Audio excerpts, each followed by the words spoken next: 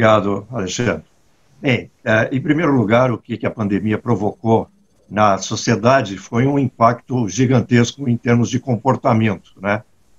Todos nós sofremos o impacto inesperado que foi a mudança no comportamento de consumo. De uma hora para outra, o varejo, as lojas, os shopping centers fecharam e nós precisamos mudar a nossa forma de consumir. Praticamente 2/3 do comércio fechou e nós tivemos que ficar em casa, né? O hashtag Fique em Casa fez com que a gente passasse a fazer as compras online. E também isso forçou a forma de consumir das pessoas.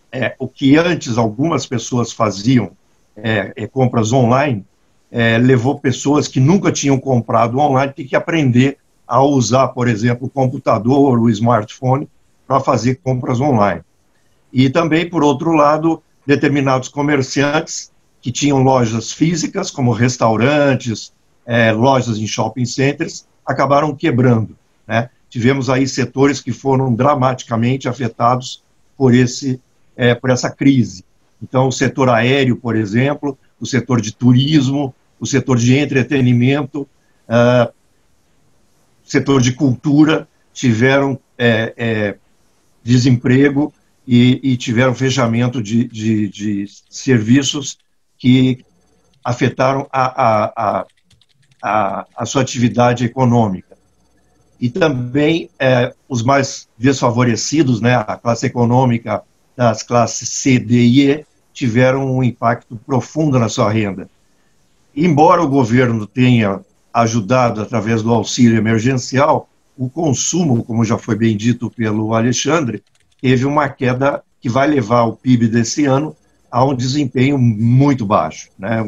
Um crescimento negativo aí, previsto para 4,5%, 5% negativos, né? Segundo a previsão mais otimista. Então, as perspectivas para o comportamento do consumidor foram bastante negativas. Agora, o que se pode perceber é que o mais importante é que o comportamento das pessoas levou-as a perceber que o consumo ficou centrado na compra de produtos essenciais, produtos básicos. O consumidor deixou de comprar aquilo que era supérfluo. Então, antes, se alguém comprava ou se dava ao luxo de ter algum produto mais, se dá ao luxo de ter uma pequena indulgência, né? Agora não, ele se foca em produtos básicos, produtos essenciais. Uma pesquisa feita pela McKinsey Consultoria demonstrou que os brasileiros, em geral, estão se preocupando com produtos mais essenciais e mais básicos. A população brasileira, por exemplo, ela aumentou o consumo pela internet. De 37% que compravam pelo comércio eletrônico, em 2018, nós passamos para 67% em agosto, durante a pandemia. Outro dado importante é que no Brasil 70% da população usa a internet e pelo menos 48% fizeram alguma compra pela internet. E só para se ter uma ideia, Magazine Luiza, eles tiveram um crescimento de 148% nas suas vendas de outubro de 2019 a outubro de 2020, o que é um dado bastante elevado em termos de vendas online.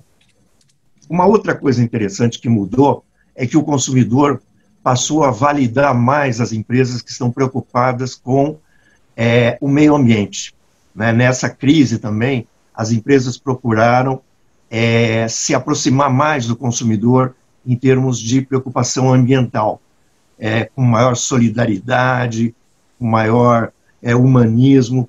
E os consumidores, nessa mesma pesquisa da McKinsey, demonstrou que os consumidores estão se preocupando mais com o meio ambiente. Na Europa, mais da metade dos consumidores tem procurado consumir produtos de marcas que sejam preocupadas com a preservação ambiental, principalmente das gerações mais novas, a chamada geração Z e a geração dos millennials. E, por último, a preocupação também com o atendimento.